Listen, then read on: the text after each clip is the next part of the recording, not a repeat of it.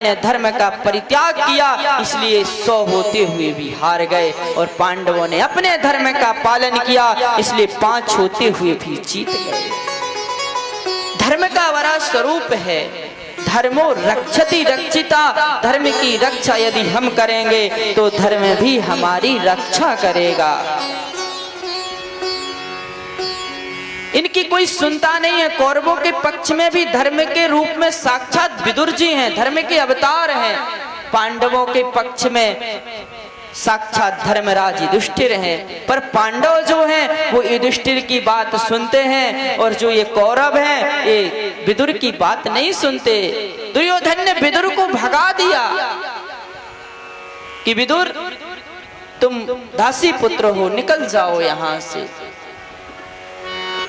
तो एक जगह धर्म पर चलकर कार्य किया जा रहा है, दूसरी जगह धर्म को माना नहीं जा रहा है, धर्म की सुनी नहीं जा रही है। यही हाल लंका में हुआ। रामचरितमानस में आई, यस कहीं चला विभीषण जबहि, आयुहीन भय सब तबहि। जैसे ही विभीषण धर्म के रूप में वहां पर विराजमान है, और जैसे ही विभीषण ने छोड़ा वहां से निकला, उसी समय गोस्वामी तुलसीदास जी ने लिख दिया कि आयुहीन भय सब तबहि। ऐसी हमारे जीवन में जब हमारा धर्म चला जाता है तो उसी समय हम मरने के तुल्य हो जाते हैं। तो कौरवों के पास धर्म तो था, पर उन्होंने धर्म की बात मानी नहीं। पांडवों के पास धर्म है, उन्होंने धर्म की मानी।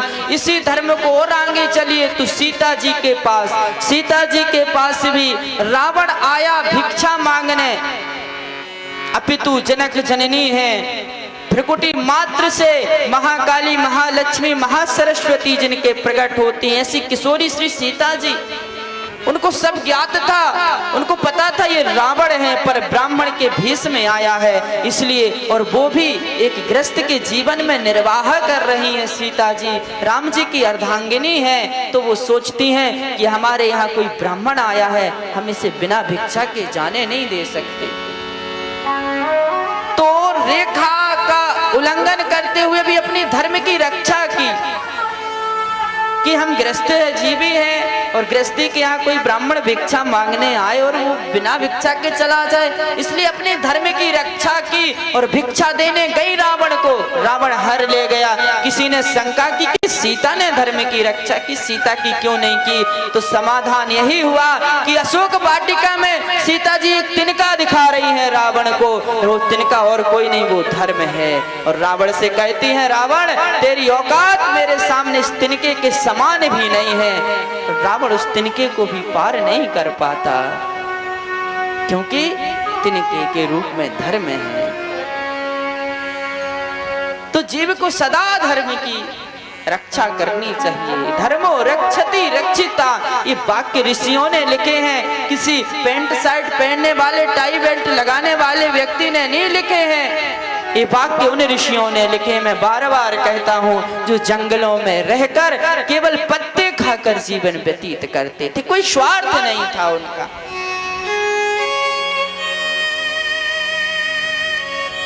तो यहाँ पर पांडवों की विजय हुई है, दुर्योधन कौरवों का पराभव हुआ है, परास्त हो गए हैं।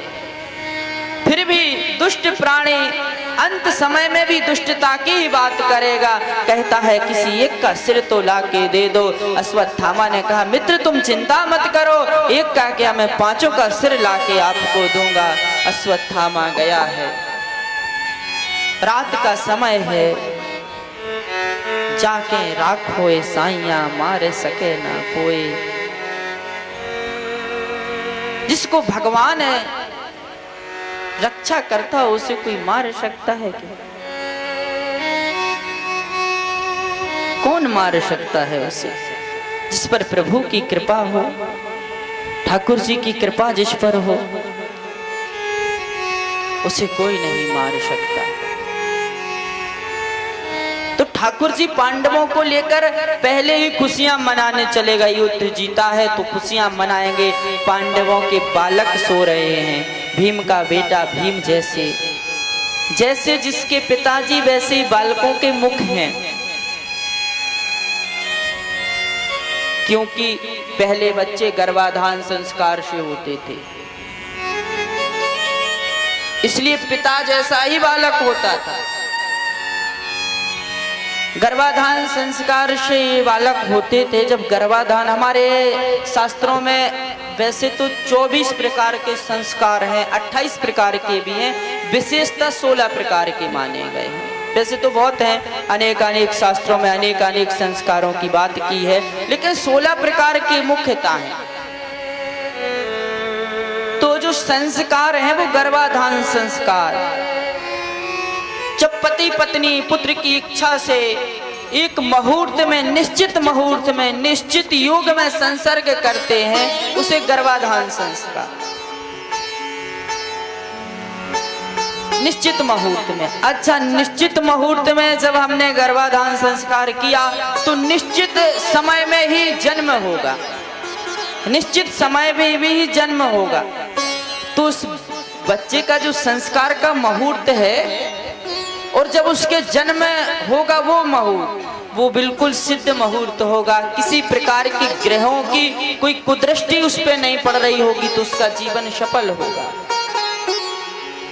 वो बहुत आगे जाएगा। इसलिए हमारे ऋषियों ने ये परंपरा चलाई थी।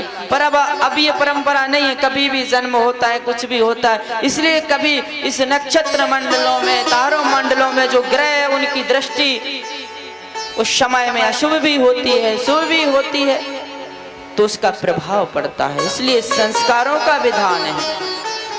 पहले बालक होते थे गर्भाधान संस्कार से, लेकिन अब तो क्या, पशु पक्षियों की तरह, बंदर बिल्लियों की तरह, तो हम अपने स्वरूप से पृथक होते जा रहे हैं। तो ऐसे पावन गर्भाधान संस्कार से, और फिर बच्चा बिगड़ता है, इसमें बच्चे का दोष नहीं है, दोष तुम्हारा है। तुमने बच्चे का जीवन बर्बाद किया, बच्चे ने नहीं किया। तुम्हें वासना जागी, तुमने कभी भी कुछ कर दिया, अब बच्चा उस नक्षत्र में, उस योग में हुआ, उसकी क्या गलती, वो करेगा, क्योंकि वो काल का समय ऐसा है।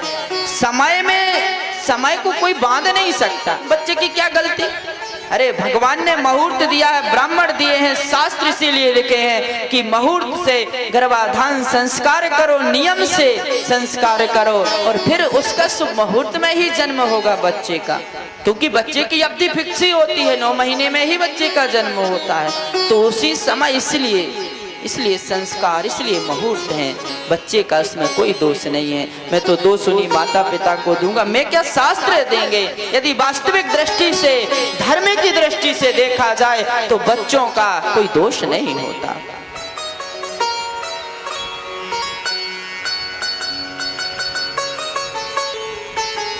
फिर भी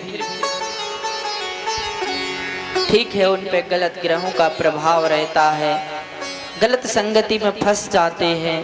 फिर भी उनको चाहिए कि फिर भी अपने माता पिता की सेवा करें, उनका तो कर्तव्य ही है, और करते भी हैं, प्रयत्न भी करते हैं। पर क्या करें, समय के चक्कर से कौन बच पाया। राम पे भी आए हैं कष्ट, नहीं बच पाते हैं। समय का फेर बहुत खतरनाक होता है। जिसके जीवन में जिस समय जो होना है वो होना ही है, उसे कोई नहीं बदल सकता।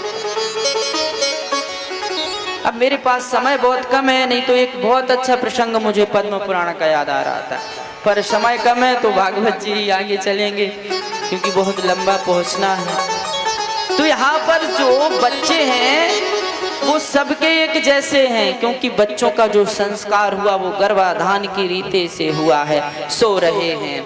और उन बच्चों का सौभाग्य तो देखो कि अपने माता पिता की जान बचाकर खुद की जान देते हैं। धन्य है ऐसे बालक, कितना बड़ा पुण्य का कार्य किया। और वो कोई साधारण माता पिता नहीं थे, भगवान कृष्ण के परम प्रिय थे पांडव, और जो परम प्रिय भगवान के भक्तों की जान बचाए, उससे श्रेष्ठ संसार में कोई हो सकता है। तो प्रणाम है ऐसे उन बालकों को, जितनी भी उनको ये सौभाग्य मिला, जिनकी महिमा आज ऐसी पवित्र व्यासपीठ से गाई जा रही है, जिनकी महिमा बड़े बड़े संत महात्मा गाते हैं। तो आज अश्वत्थामा गया है और द्रौपदी के उन पांचों के पांचों बालकों का सिर काट दिया उसने। उसने जाना ये पांडव सो रहे हैं। जैसे ही द्रौपदी को पता लगा, सुबह आई कि मेरे बालक उठ गए होंगे, मैं बालकों को उनकी आसन दे आऊं, क्योंकि वो संध्या वंदन करते हैं, नित्य नैमित्य कर्म करते हैं, उनकी मैं आसन दे के आऊं। द्रौपदी गई है। द्रौपदी ने जब अपने उन बालकों के कटे हुए सिर देखे हैं, चक्कर खा के गिर गई है। जैसे ही एक दासी आई, दासी ने देखा द्रौपदी मूर्छा अवस्था में पड़ी है, और जैसे ही दासी ने देखा जोर से चिल्लाई, अर्जुन के कक्ष तक आवाज पहुंची। अर्जुन दौड़ते दौड़ते आए, द्रौपदी को होश आया है, विकल होकर रो रही, अर्जुन भी रो रहे हैं। पूछा किसने ये कार्य किया? द्वारपाल कहते मैंने अश्वत्थामा को जाते हुए देखा है, आते हुए नहीं देखा है।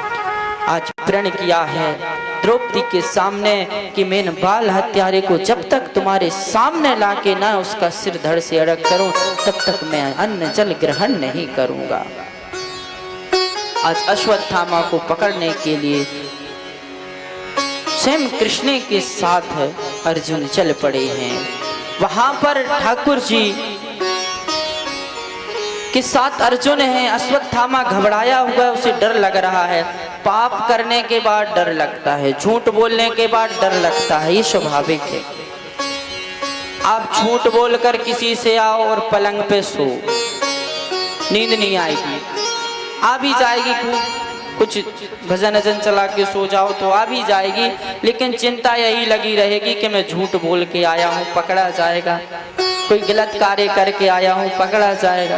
और सत्य बोलकर आओ तो आराम से खर्राटे बजा के सो। तो ये सत्य और झूठ में, गलत और सही में, पाप और पुण्य में अंतर है। तो आज अश्वत्थामा ने महापाप किया है, बालकों की हत्या की है। स्त्रियों को, बालकों को, जड़ प्राणी अर्थात पागल व्यक्ति को, इन सबको मारने का अधिकार नहीं है किसी को भी। इनको दंड का भी विधान हमारे शास्त्रों में नहीं है। तो आज अश्वत्थामा ने गलत कार्य किया है, तो पाप के मारे डर रहा है, तो भयभीत होकर अर्जुन के ऊपर ब्रह्मास्त्र छोड़ दिया।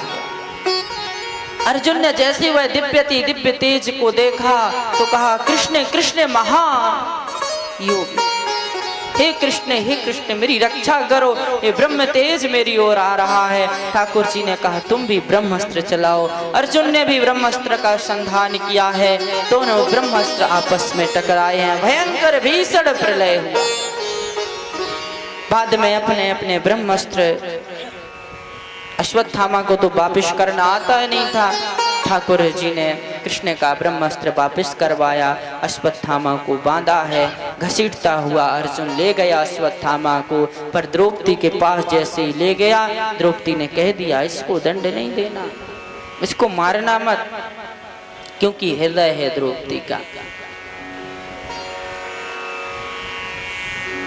माँ का हृदय बड़ा कोमल होता है।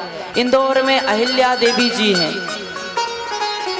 वहाँ देखो उनका हृदय कितना कोमल है। उनका बालक जो है वो रथ से जा रहा था, बीच में एक गाय